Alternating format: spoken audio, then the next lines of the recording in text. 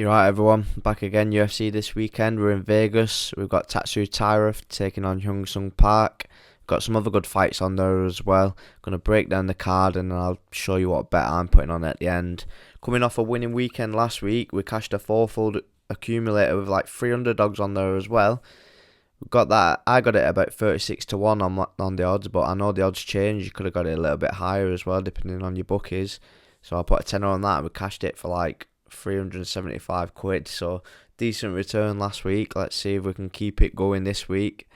Hopefully we'll scroll down from the first fight and just go through it really quick. So first fight, you got Austin Bashir versus John Yanis.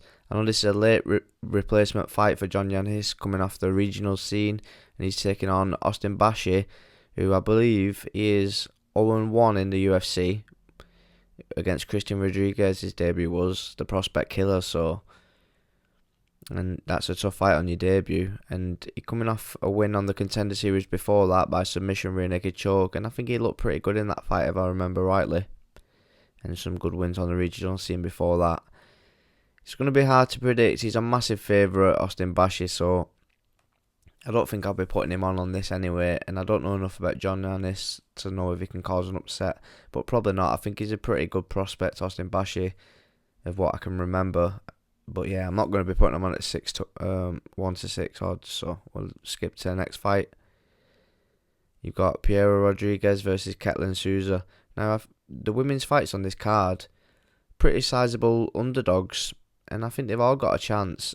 However, I do think Piera Rodriguez should probably win this fight because she does seem to be able to get it down to the ground, and Ketlin Souza struggled with that in the last fight against Angela Hill. I was watching that one back. The reason I got into the girl fights a little bit more on this card is because I fancied the underdogs on it, but yeah, Ketlin Souza didn't look great against Angela Hill. Angela Hill got down a few times, and I think Piera Rodriguez is going to be more dominant on that takedown threat, I reckon, because that's a game. That's what she's looking to do. So I do think Piera Rodriguez will win this fight. Moving on, we've got Felipe Bunez versus Rafael Estevam.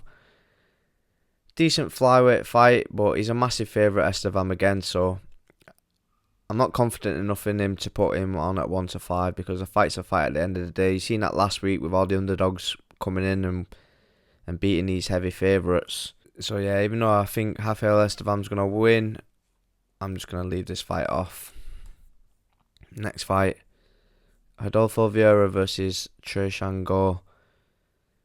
Adolfo Vieira, he's looked alright in his UFC career. I think he had a tough fight against Chris Curtis, and then his last fight against Andrei Petroski. But out of all like these elite level grapplers, he's probably been one of the better ones to transition into MMA. He's coming up against Trey Shango, who's 5-3, and a lot of his wins have come by submission, by guillotine choke, and he's not going to guillotine Adolfo Vieira, I don't think so. Give me Adolfo Vieira on this fight. He is the favourite. We'll see if it's worth putting on at the end. Next fight, we've got Rinya Nakamura versus Nathan Fletcher. Now, he's a big favourite, Rinya Nakamura. Probably too big a favourite, I would say, against Nathan Fletcher. Even though I do think he's probably going to beat Nathan Fletcher in this fight. I hope Nathan Fletcher can win because he's a sound guy, but it's going to be, I think stylistically, like his game is to get these grappling going, Nathan Fletcher, and he's going to struggle with that, and he's going to play right into Rinya Nakamura's hands because of the wrestling credentials that Rinya Nakamura's got.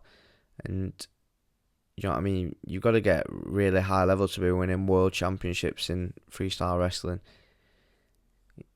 He's obviously exceptionally talented in grappling, and he's coming up against Nathan Fletcher, who, do you know what, if he did put him down, fair play to him, but I think he's going to struggle if he tries to grapple with him. I'd say Nathan Fletcher does have the more technical striking than Rinya Nakamura, but Rinya Nakamura's got more power. He's throwing everything into every shot, and he did struggle in his last fight against Gafarov. I don't know what he was doing there because he didn't really shoot a takedown, but was that because he got hurt by Gafarov or something? It's hard to say. And I do think Gafarov's probably a little bit better than Nathan Fletcher.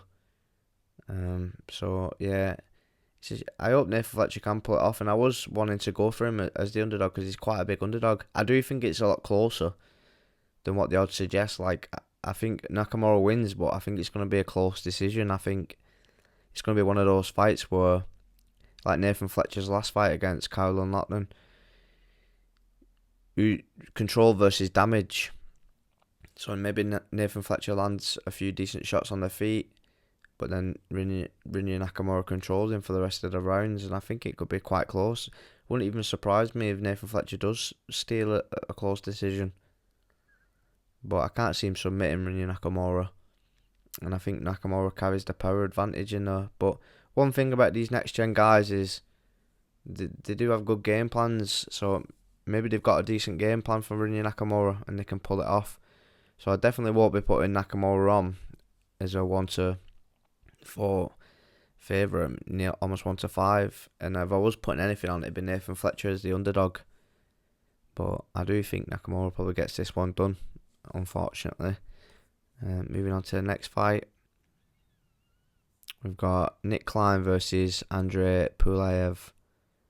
Nick Klein, in his last fight, he got beat by Mansour Abdulmalik, but he's a rising prospect, isn't he? There's a lot of hype behind Mansour. And Nick Klein rocked him. He hit him with like a spinning back forearm or elbow. It was a bit of an awkward one, but really had Mansour hurt. And he could have finished that on another day, but Mansour Abdulmalik, he looked good, didn't he? He composed himself and he come back and he dominated and managed to get the finish. But Nick Klein is a good grappler. He's wrestling. He's ferocious on it.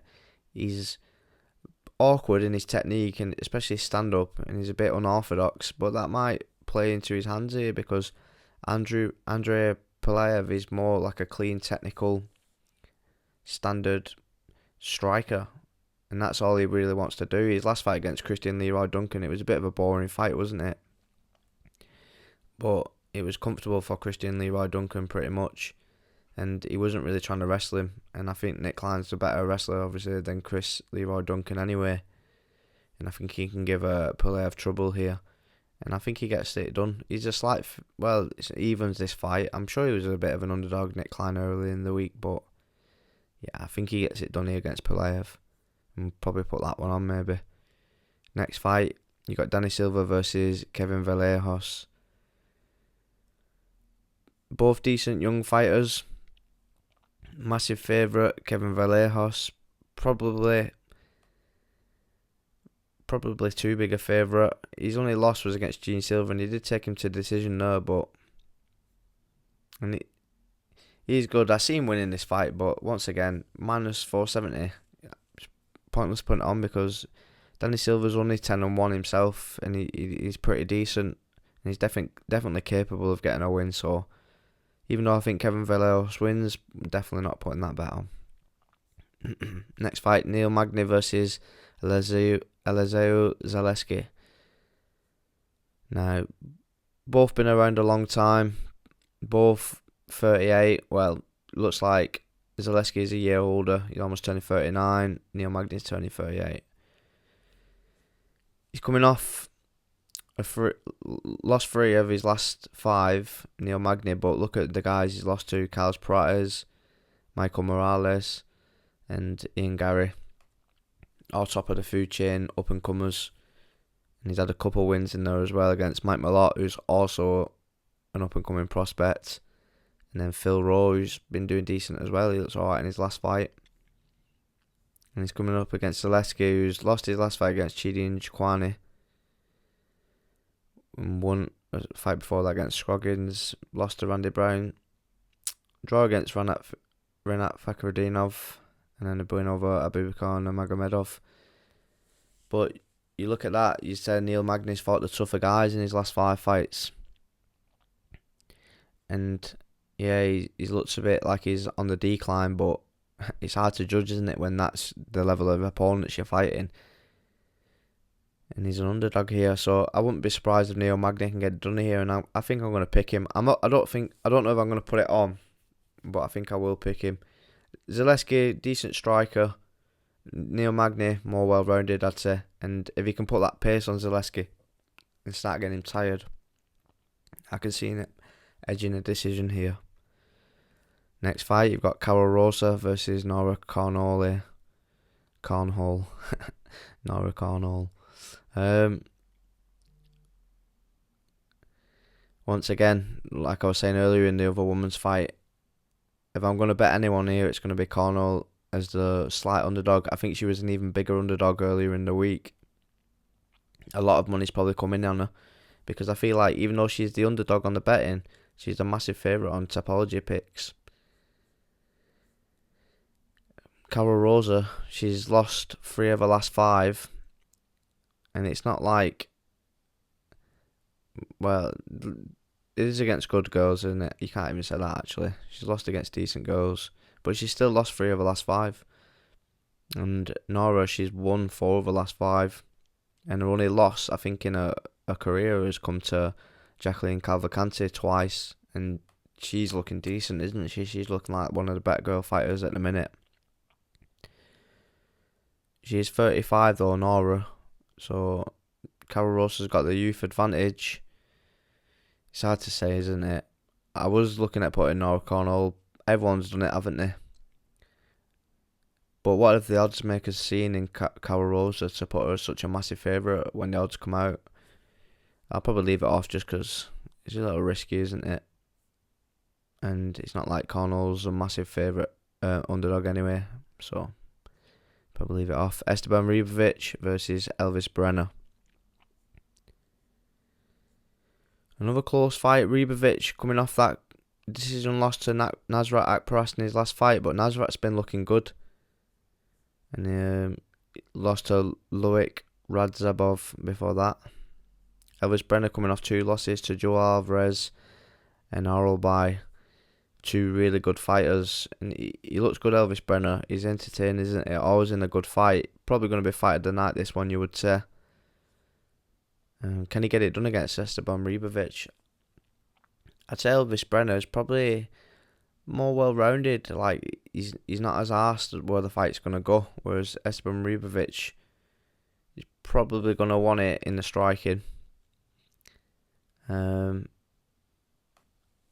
yeah, I can see it's going to be in a very entertaining fight, this. I think anyone can win it, and Elvis Brenner's your underdog. I think probably the odds are a little bit too wide, so you could go with Elvis Brenner on this one. I feel like Esteban Ribovic probably gets the win, but Elvis Brenner is pretty wild and unpredictable, and he can get those finishes. He's a finisher, and he can get those finishes from anywhere. It's just whether he can finish Esteban Ribovic. I don't know. I don't think he can. So probably an Esteban Ribovic close decision win, but I won't be putting him on at them odds because I think Elvis Brenner is definitely capable. The next fight, you've got Chris Duncan versus Mateusz Rebecki, however you pronounce it. He looked good, Chris Duncan, in his last fight against Jordan Vucenic. It's a shame Vucenic got cut after that. I think he deserved another chance, to be honest.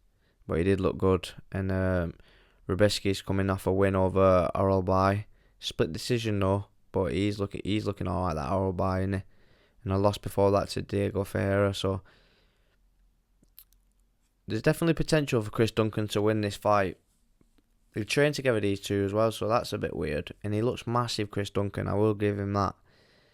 But he has been finished before. They've both been finished. But I think Chris Duncan got dropped, didn't he, on the Contender Series by Barshev. And he's not the biggest puncher. And I feel like Rebecki has probably got the more finishing potential in this fight and probably gets it done. But he's a favourite again. Maybe we'll put him on. But I don't know. Chris Duncan did look good in his last fight against Vucenic. So he's definitely improving at a rapid rate. So it's hard to know how he's going to look when he comes out for this one. But I do think Mateusz Rebecki probably gets it done. Next fight, Tatsu Taira versus Hyung Sung Park. Late notice replacement. He was supposed to be taking on Amir Albazi, wasn't he, Taira? but he's pulled out and he's coming up against Young Sung Park now, 10-0. Big underdog, Young Sung Park. I think he's capable though. He could get the win here against Taira, but I do feel like Taira was probably going to win it. But I won't put it on at them odds. Right, so we'll start fresh because I was having a look at some of the odds. Austin Bashi, not putting him on, too big a favourite. Estevam, not putting him on, too big a favourite. Nick Klein, I'm going to put him on. He's more of an underdog on here than it was suggesting on Topology. And I do feel like he can get his grappling going in this fight and catch a finish on Pulaev. Or even if not, grind out a decision win. Next fight, Pierre Rodriguez versus Ketlin Souza. You could maybe put Pierre Rodriguez on here, but it's that thing, innit? How many times are we going to get burned before we just stop betting on women's fighting altogether? So I'll leave it off for now. Rinya Nakamura, I think he probably gets the win done, but take a gamble on Nathan Fletcher if you want at 3-1. I think the odds are too wide. I think it's going to be a close fight. Next fight, Adolfo Vieira versus Trey Shango.